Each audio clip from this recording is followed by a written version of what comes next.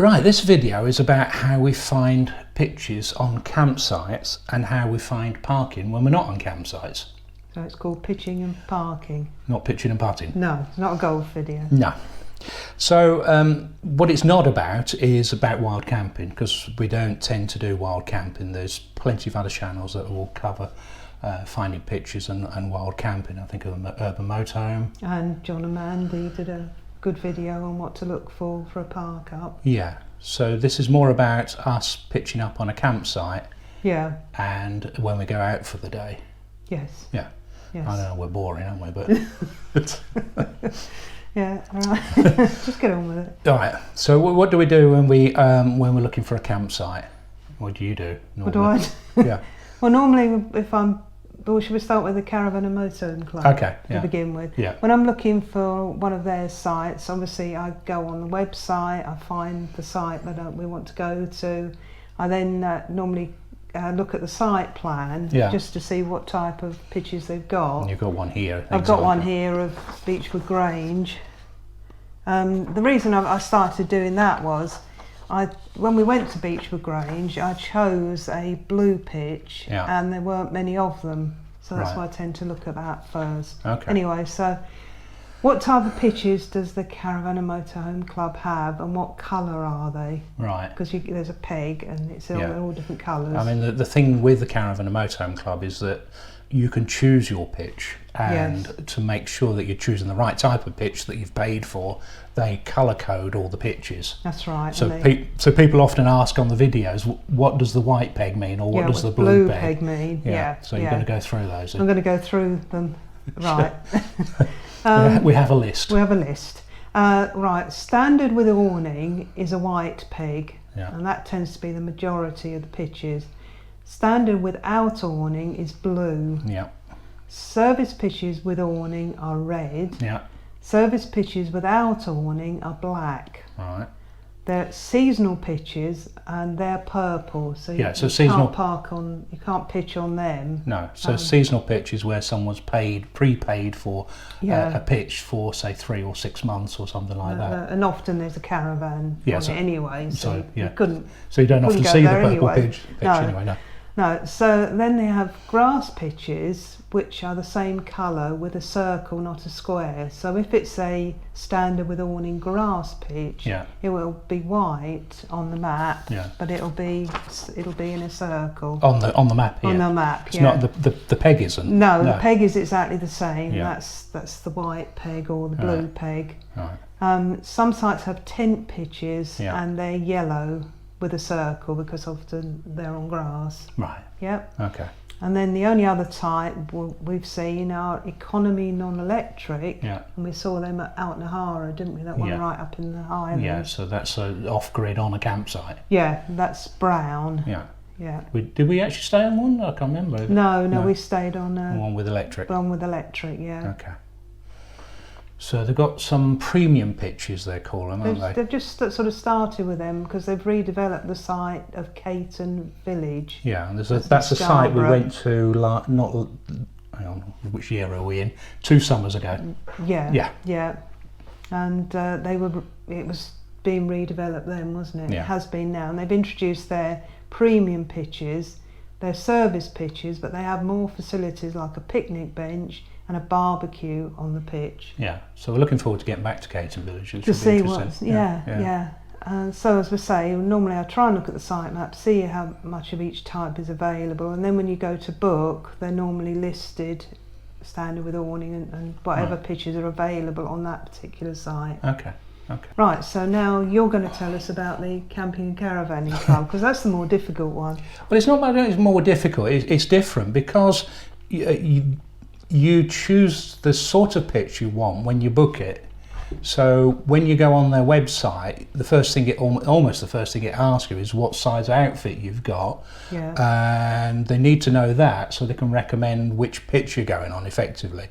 You can choose a type of pitch you want. Yeah, you have to say what length and width you are, and also if you're taking an awning, you have to include that in the width. In the width, which sort of catches you out the first time you book, because it is quite different. And once they know that size, then they can say, oh, you need a such and such pitch. So I've got a whole list of different types of pitches, and it is a list because there are so many different types of outfits that go on camping. There's a clue in the title there, and caravanning club, which ought to be the camping, caravanning, and motorhome, and trailer tent, and roof tent, and sleeping in your car club, shouldn't it? Because we've seen all sorts of types of outfit. So that's why they need to know what sort of outfit you've got, and that's one of the nice things about the camping and caravanning club. So first of all, you've got a grass pitch. That's no hard standing or electric hookup. You've got a grass service pitch. That's, as it says, it's a grass pitch with electric hookup. You've got a hard standing service pitch. That's hard standing with electric hookup. You've got a super service pitch. Now, to me, that's more like the serviced pitch in the Caravan and Motorhome Club, because that includes a hard standing with electric, fresh water and wastewater drainage. You've got a jumbo pitch. That's a large grass only pitch with no electric hookup, where the unit measures more than 5 metres by 9 metres. So that's a big... It's a big tent, I guess, or an RV or something like that. Yeah. And then you've got a jumbo service pitch, which is a large pitch with electric hookup for units that measure more than 5 by 9 metres again. So ideal for an RV, I guess, an American RV. Then you've got a grass or hard standing pitch, and that's an unmarked pitch for you to put a single-sized tent or a caravan or a motorhome on there, and that has room for a single awning, a toilet tent or a small trailer, plus parking for a car. And then you've got a grass service pitch and hard standing service, similar to a grass and hard standing pitch, but includes electric hookup and or hard standing. So that would probably be on some of the big sites, wouldn't it, like Hertford and Sandringham? Yeah. So on to private sites. We're not going to do too much on private sites. We're going to do a little video on private sites, aren't we? Yeah. They sort of tend to be a bit different, don't they? Yeah. And it is too difficult to describe what you might expect on a private site, because, like I say, every time you turn up, you're going to find something different. Yeah. What you will find is some of the more upmarket private sites will have all sorts of things on site: swimming pools, spas. Love to Stay. Love to Stay is an example, isn't it? Yeah. Which we've never been to, of course. No. But I mean, we noticed at Ludlow that there were like adult-only areas. Yeah. There were adult super pitches, adult hard-standing pitches. So they're all sort of slightly different. Yeah. So, like I say, we've got a little video coming up on private sites, so watch out for that. So we've booked a pitch. Yeah. We've arrived at the site. Yeah. You've gone into the reception. Yeah. You've come back out, we've got a site plan, we know what type of pitch we're going to go on. Yeah. We'll keep it simple, we're on a Caravan and Motorhome Club site, and we're going for a standard pitch with awning. Yeah. So the warden will have given you a site plan. Yeah. Okay? Yeah. So what considerations do we have when we're looking for a pitch? Well, before I even start looking for a pitch, I might be looking to see where the water point is and filling up with water. So that's, I think you said that, didn't you? I did on the previous. Can't remember. This is like take 4, isn't it? Yeah. No, we were looking for the motorhome service point, weren't we? Yeah. So that in this case, it's there. You're probably not going to see that. No, but it's normally labelled MWP. NWP. MWP. Motorhome waste point. Yeah, that's it. Yeah, so we'd go there, we'd fill up with water if we need to, we'd empty water, maybe empty the toilet. Yeah. And then we'd start looking for a pitch. We'd start looking for a pitch. So I think the first thing is, if it's chucking it down or it's snowing and blowing a hoolie, we'd probably be looking for somewhere near the toilet block, so we don't have to go too far to get to the shower block. Yeah. Another thing is, if we had a satellite dish, we'd be looking for, I think, is it 28.2 degrees east and clear line of sight to the satellite dish in the sky. We used to spend a lot of time driving around trying to find pitches that weren't sort of shaded by the trees. Yeah, and then we'd try the satellite and then we wouldn't get a signal, so we'd think, we'll go over there then. Yeah. We'd go over there and so on. Yeah, another thing would be, we'd be looking for, possibly if we wanted to be out in the sun, perhaps if it's a bit cooler, you might be looking for a sunny aspect pitch, so one where the habitation door faces south normally. That works. Or if we're feeling a bit miserable and want a bit of shade, and we want to avoid the sunlight like Dracula, we might be looking for a shaded aspect, so perhaps under trees or something like that. Yeah. So it depends whether you're a sun worshipper or a devil worshipper. Yeah. So you might also want to think about whether you're near play areas or dog walk areas. You get a bit of noise from play areas, or you might have kids who will appreciate being near the play area. Or a dog, you want to be near the dog walk. That's right. Or a dog that might bark at the dog walks. Or and every dog coming back from the dog walk. So you might want to avoid dog walks if you've got a dog. You see why it takes us so long to pitch up, can't you? Yeah. You might want to be near the water point, so you don't have to carry your aqua roll too far away. Particularly if you've got mobility problems, you might not want to be carrying water, 40 litres of water across miles of campsite, particularly on bigger campsites. And you can see that also on the site plan where they are. Service points are SP, and chemical emptying points for the toilet are CEP. Yeah. Okay, you might want to be near rubbish bins, so again you don't want to be carrying your rubbish across the pitch. You might want to park near the site entrance. Why would you want to do that? Well, if you were leaving early, I mean, the site that comes to mind is the one at Blackhall's Farm, isn't it? Where they actually put you on a ferry pitch near the entrance, so you don't disturb other people when you're leaving. Because you might be leaving early in the morning. Yeah, or you might want to go travel around on buses, and you might want to be nearer the bus stop than right the way on the other end of the site. Yeah. Or if there's a pub nearby, remember them? Oh yeah, I remember pubs. That's where you got a drink, wasn't it? That's meals and things. Yeah. So if there's a pub near the entrance, you might either want to be near it, or you might want to avoid it altogether. Be right up the back. Yeah. You might want to think about the condition of the pitch. If it's been raining, if it's level. Some pitches are more sloped than others, and some are like that and all like that. So you might want to look at the condition of the pitch. You might want to look at the size of the pitch, particularly if you've got a larger motorhome like we've got. We've got an 8 metre motorhome. Can you actually fit on the pitch? You might find that the wardens would advise what sort of pitch to avoid on some sites. Yeah, that's right. Sometimes if it's really badly flooded, they would have put a no entry thing on it anyway. Yeah, that's right. I've got a little bit of footage here of actually reversing onto a pitch. This is from Strathclyde Country Park.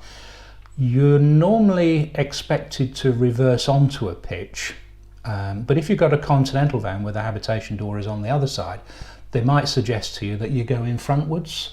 Yeah. If you don't, particularly if you don't want to be sort of looking out at your neighbours, you don't want to be staring at each other. You might want to do that if you're friendly with your neighbours, of course. But you've got a choice, obviously, whether you're reversing or going forwards. Yeah. And that might depend on the type of unit you've got. And they like you to line up with the peg, don't they? They normally tell you, don't they, every time you arrive? And then when I get there, my brain does a brain freeze and I park on the wrong side of the peg. What they tell you is if you're reversing in on the Caravan and Motorhome Club is that your pitch marker, the peg, the white, green, whatever colour it is, would be on the driver's side at the back. So why do they want people to do that? It's to do with the 6 metre rule, to try and keep units 6 metres apart for fire reasons, because if you're too close together, if your van catches fire, it's going to set fire to another van. And it's been particularly important, hasn't it, this year for social distancing as well? Well, yeah, I suppose so, but I don't suppose that's the consideration. No, originally it was, it's the fire risk. Yeah, but it does allow you to keep social distancing. Well, yeah. And you'll find that on most campsites, wherever you go, and the Caravan and Motorhome Club. What they tend to do is they tend to get you to park to one side of the pitch. Normally, it depends which way you're looking at it. Normally the right-hand side if you're looking out on the pitch, so that your habitation door faces where your awning would be. But other private sites will tell you how to park, where to park, and what sort of where they want you to. Some of the more relaxed sites will say park wherever you like, but yeah. So we've done the pitching then, so we're on a site, we've decided we're going out for the day. Oh good, we're going out. We haven't got the car, we've just got the motorhome, so we've obviously start thinking about parking. Yeah. Now what I normally do is I have a look on Google Maps at the nearby town. Yeah. I try and find out where the car parks is and sort of do a street view. Right. Where with a little man and walk along and try and go like that. Doing the little sim. Yeah.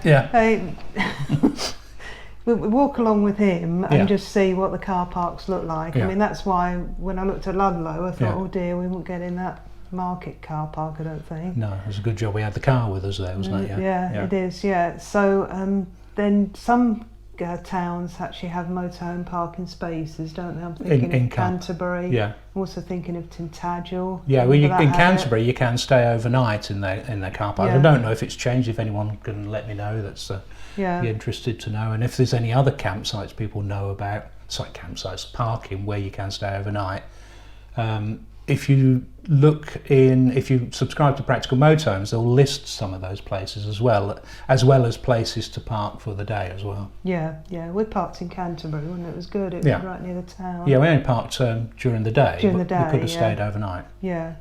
Then, we go to a lot of National Trust properties, and they tend to be big houses with lots of grounds, and they sometimes have massive car parks, so it's never really been a problem there, is it? No. English heritage can be a bit different if it's an old castle. Was it Kirby Hall we went to? The car park was a bit small there, wasn't it? Kirkham Priory. Kirkham Priory.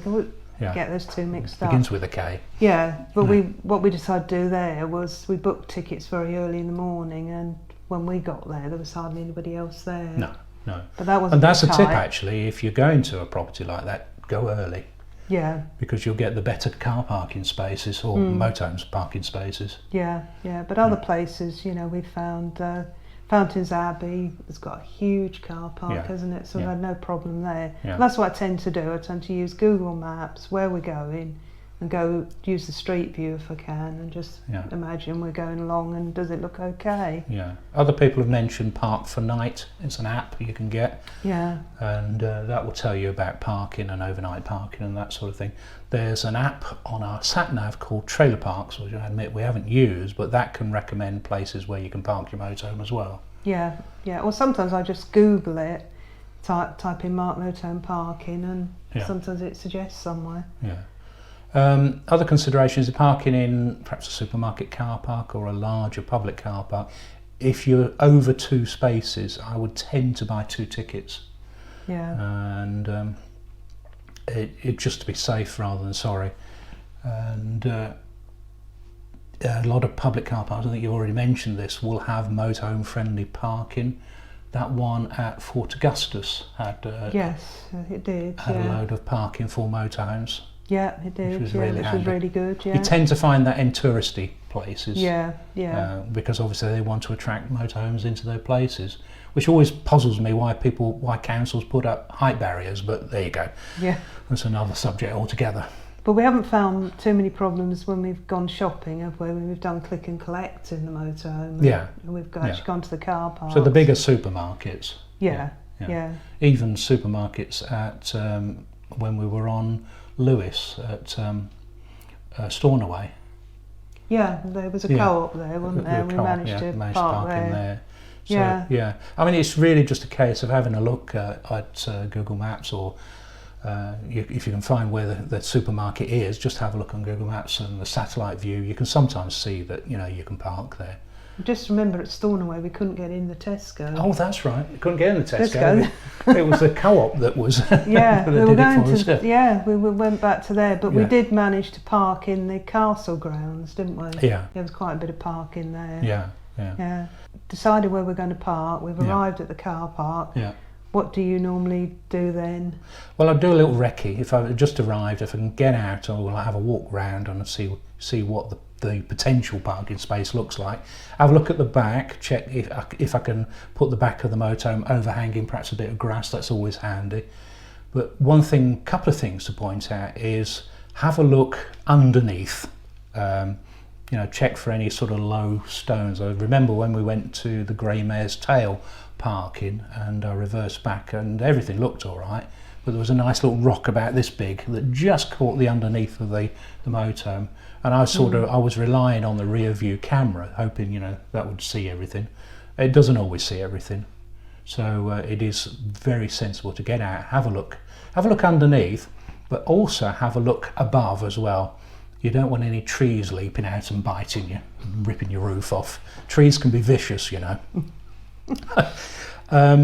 So yeah, have a look when you're parking. I think when we went to Glenfinnan, we were quite pleased that there was parking there. Yeah, it had a big sign. It had a big sign for it, you know, and that's a busy car park. Yeah. So look out for the motorhome friendly parking. If you can, reverse in and drive out. Always think about how you're going to get out. One of the issues with a big motorhome is the overhang on the van, because as you turn out, the back tends to swing out.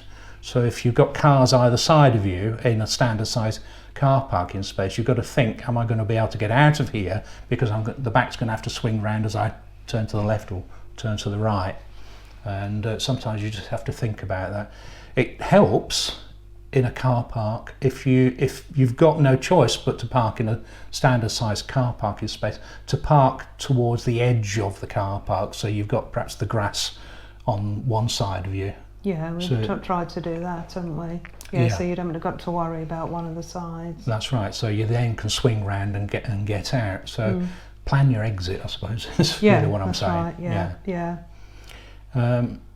Yeah, and like I say, a reversing camera is very handy, but I think reversing sensors are a good idea as well. I haven't got them fitted to this motorhome. We did have them fitted to the Starfire, and they can alert you to things that you've just not spotted. No. You know, that bollard that's, you know, just way off the down there, you can't see. Which you can't see. No. So I wouldn't mind getting some reversing sensors fitted at sometime. So that's it for this video. I hope you found it useful. If you did, give us a thumbs up. Remember to subscribe, hit the notifications icon, and you get updates when we release another video.